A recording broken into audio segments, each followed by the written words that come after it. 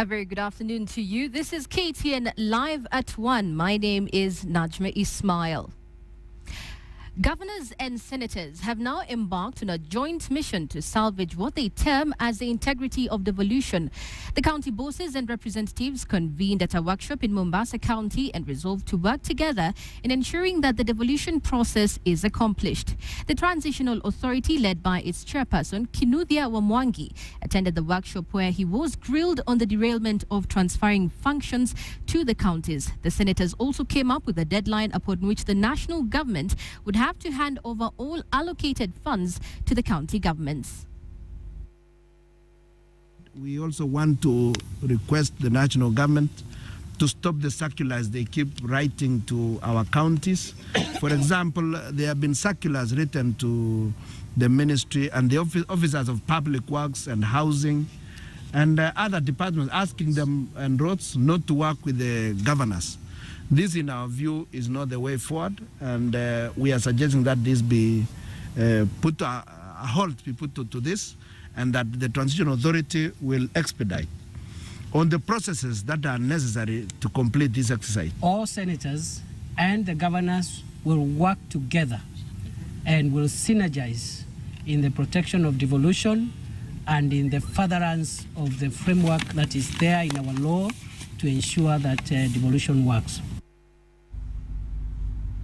URP's prodigal son, Isaac Ruto, is yet again under fire from his fellow politicians in URP.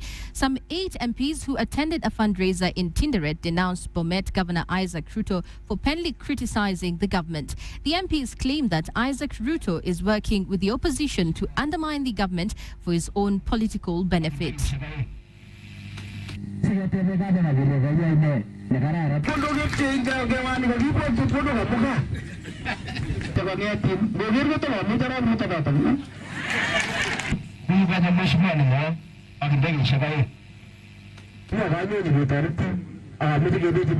Mnaona hiyo maneno Ruto Isaac anaongea maneno ya kusema sijui devolution. Tunataka tueleze wao katika katiba inasema 15% na tumepatia 31%. Amedanganya Isaac akamwambia wewe unaweza kuwa running mate yangu 27. Ndio mwambie awache, hakuna uongozi atapata, asahau. Hakuna haja kuwa kimbele mbele na wewe una uwezo. Uko na kura moja na bibi yako. Na kama ulioa mzungu kama mimi, uko na kura moja bibi yako, bila hata mzungu hawezi pigiwa kura. Ukiwa na shida, mtu ya kwanza kuamsha ni nani? Jirani. Sasa mimi nimeambia wenzangu wa Western wa Newford Kenya na UDF tuende kwa jirani, kwa sababu huko tuko kwa giza. Sisi tufuate jirani, akipika ugali anapakua kitoweo anatupatia, sawa? Lakini ukikataa mambo ya jirani, si utakufa njaa, kwa sababu jirani saa hizi ndio anamkate. A section of ODM legislators is now calling for a fresh and younger leadership to take the reins of the party leadership. The calls are informed by the botched nominations in January that cost the Cord Coalition the March general elections. According to the legislators, the major realignment could eventually see ODM old guards relinquishing their party posts. KTN's Fredo Mulo was there and brings us this story. Vintage politics dominated discussion as the first-timers gathered in Sega Town to pledge their loyalty to party supremo Raila Odinga. The January nominations fiasco left the party almost split in the middle, with party members and supporters vowing to shake up its ranks. Kila siku Raila Odinga anatembea anatafuta kura. Kura ikifika kwa debe inaibiwa. Kwa nini? Kwa sababu Raila Odinga hana watu wanazingira yeye ambao wako digital na wanachunga kura. The Young Turks have set their sights on ODM Secretary General and Kisumu Senator Anyang' Nyong'o's post, a key official in the drama that unfolded in January. We as the leaders of ODM are going to ensure that we research our party to reflect the face of Kenya, to ensure that all of us are in the party, to ensure that all of us who wish to participate in politics through the ODM participate in that party without any let or hindrance. Kisumu Central MP Ken Obura was proposed as his replacement, setting the stage for a high-stakes game as Obura is perceived to be close to Raila. And they are joking with that in this side of the world, we did not give birth to men. We have men like Camilo Kesa. And we are not going to joke with that. The move comes amidst jostling within the major parties ahead of the statutory allocation of billions under the Political Party Funding Act. President Uhuru's TNA is already undergoing internal strife as newcomers make spirited efforts to relieve party chairman Johnson Sakaja and Secretary General Onyango Olo of their posts. From Siaya County, I am Fred Omulo.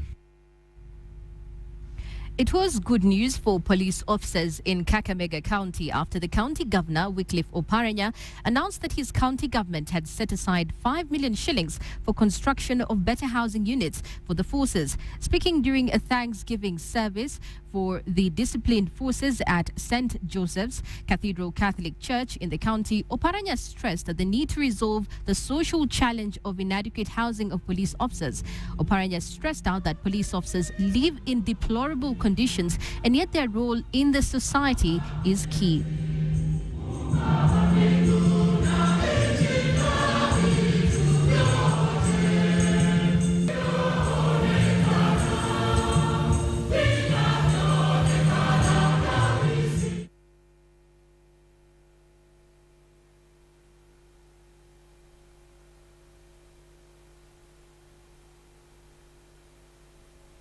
As I have moved around, I have encountered officers living in affordable conditions. I'm aware of 2 to 3 families sharing one-bedroom house. It is common to find armed forces living behind markets, market centers, and in shanties. I have therefore, as a policy, decided to progressively provide funds to assist build houses.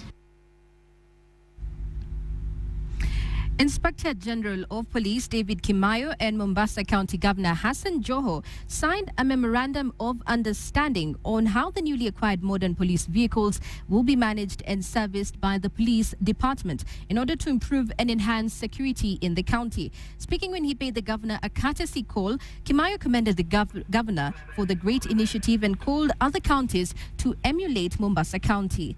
The Inspector General guaranteed the governor that he will ensure security is beefed up at the port city to enable the governor's vision of a 24-hour economy is achieved and business is conducted safely. The signing of the memorandum comes few days after the Mombasa governor launched the first ever modern metropolitan police cars in the country. When we said that we want to transform Mombasa to a 24-hour economy, it therefore means we need to invest in security, and hence that culmination of what we are having today. So for us, it's really about improving security of the people of Mombasa. We are able to agree with the governor to voluntarily support the partnership and provide these particular vehicles to do the patrol and to attend to emergency incidences that will be occurring within the Mombasa County. And therefore, the police officers will be operating in these vehicles and they will be covering the entire county areas. By extension, the county also, through the partnership of the Kenyans that they hire here, will also be servicing the vehicles. They will be providing the daily maintenance of running costs, that is the fuel, and so forth. The just concluded Makueni Senate by-elections got a victor and losers, but besides what everyone witnessed, on one teacher from Makueni is admitted in hospital nursing injuries that were allegedly inflicted on him by a county official because of the teacher's decision to support Mutula Kilonzo Jr. The teacher says the official, together with his bodyguards, beat him seriously after he refused to back a certain candidate. Teachers from the Makueni branch of the Kenya National Union of Teachers, NAT, want the incident investigated. At the Makindu District Hospital in Makueni County, a primary school teacher is admitted with injuries allegedly inflicted to him by a county assembly official who was not happy with the political decision that the teacher took in the just concluded Makueni Senate by-election. Akaniambia siwezi nikampeleka popote kwa sababu yako na pesa za kutosha na kwa serikalini na atanimaliza. Kwa hivyo ndio mambo ambayo pia ninasikia vibaya sana, na ninaomba kama ninaweza kubaziwa usaidizi wa kisheria, nione kama haki ninaweza kutendewa kama wananchi wale wengine, according to the constitution of this country, what it says, justice for all, regardless of their status in life. Teachers took to the streets to protest against the action of the county official and are demanding action from the governor of Makueni County, Kivutha Kibwana, or the resignation of the official. And today these teachers have come round here in the hospital to see how this teacher was hurt during that material day. I, as the chairman, am now denying that we teachers should not be intimidated to such an extent, and we need to be given all the cordial love, and we need to live. We have all the rights to go for voting, and we don't need to be intimidated in public the way that teacher was knocked. And we are ready to present our grievances to the IEBC on the matter. The teacher, whose leg was injured some years back after being involved in an accident, says the beating has worsened his situation. Damu ikatoka kila mahali na ninasikia uchungu kutoka hapo kwa pua, na hata masikio alinichapa, hata nisisikii vizuri, na nikachapa hapa mbele na kanichapa nyuma, hata siwezi nikasimama wala. The teacher wants the police to investigate the incident. Aaron Ocheng, KTN Live at 1. The body of a middle-aged woman was found at Kamahuha Shopping Center in Murang'a County this morning, wrapped in a nylon sack. The incident sent residents into panic, with many raising their concerns on the state of security in the county. Residents now want the county administration to come out and assure them of their security. It's an act that has shocked many residents of Marago constituency in Murang'a County.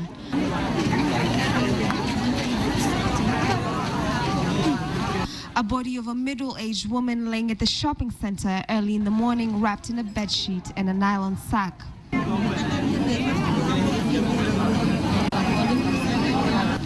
Police suspect the lady could have been murdered elsewhere, then dumped in the shopping center, as there were no traces of blood or signs of struggle where the body was found. The body was transferred to Murang'a District Mortuary. Charity Kimani, KTN, Nairobi. They lost their homes and suffered financial setbacks during the Syokimau devolutions in late 2011. 1.5 years later, the Avaga family is picking up the pieces and doing quite well at it. But like every survivor, the memories of their fall haunts them, and they are out for justice. Meet the Avaga family, a testimony to the pain the Lands Ministry has exposed Kenyan landowners to. We had the 3-bedroom upstairs, then 2 bedrooms downstairs. We had a kitchen, we had a sitting room, we had a dining room. 38-year-old Ben Avanga and his 31-year-old wife had saved for 6 years to build their dream home in Syokimau, only to end up here in this 2-roomed house in Jiru. I was called by another senior police friend of mine. Then he informed me that there are so many police on the ground and some bulldozers are rolling in from the airport fence. It seems something nasty is gonna happen today. How was it for you seeing what happened on that day? My husband called me and he told me that the house was being demolished and it was not very easy. I had 7 plots, that is an eighth, that is 7, which is equivalent to almost an acre. They always remind me of, Mommy, do you always remember what happened that day? So it has always been traumatizing for them. Yeah. Okay. And your husband talked of a school you were around. Ben has a profound description of the events of November 2011. It's not our destination. So he said, no matter what happened to us, We are just like displaced Kenyans who ran from a war zone, and we are actually coming out of it. Coming here was like running from war because we lost everything. That month, bulldozers hired by the Kenya Airports Authority destroyed 500 homes, leaving owners devastated. These scenes tugged on the heartstrings of Kenyans, leading to the constitution of a parliamentary select committee tasked to investigate who was culpable, given that every homeowner claimed to have valid title deeds issued by the Ministry of Lands. That the land that is being claimed by Ungani and also the land that is being claimed by Mlolongo brothers was marked in the middle of land within the title of Kenya Airports Authority. The Ministry of Land has issued 3 or 4 title deeds to the same people. People who have taken away public land, and people have the authenticity, people have the audacity to come before this house and defend people who have taken away public property. It became apparent that 3 groups, Mlolongo brothers, Ungani and Jumbo, bought land that belonged to the Kenya Airports Authority and sold them to hard-working Kenyans. The criticism was that those who bought the land should have double-checked to see if the ownership of the parcels of land were indeed legal. For one, the people who sold us the land were conned by government officials. They were conned by government officials at Ardhias.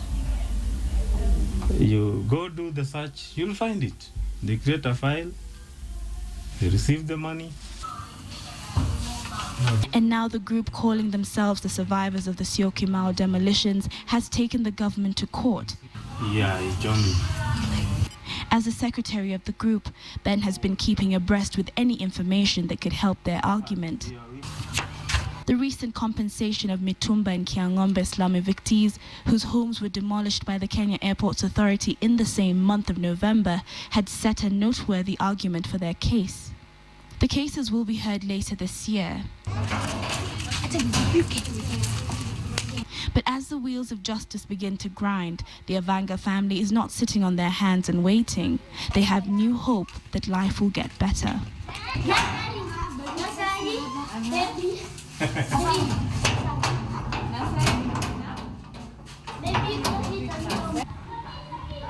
The couple's 2 boys show us a small private school run by their mother still in Jiru. New Hope Foundation has classes up to Standard 6 with room for expansion. To just get them together again and start again, once all over again. The profits from this private school and Ben's information consultancy firm could one day give the Avanga family their dream home again.